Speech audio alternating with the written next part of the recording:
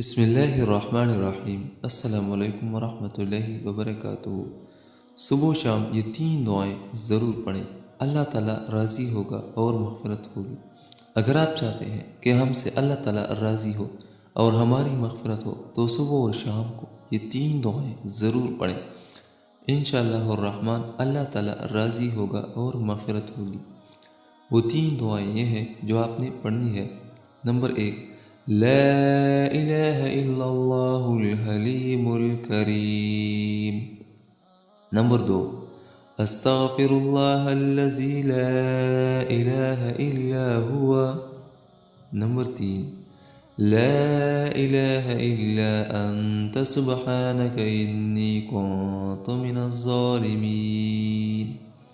صبح اور شام کو یہ تین دعائیں ضرور پڑھیں، اللہ تعالیٰ راضی ہوگا اور مغفرت ہوگی۔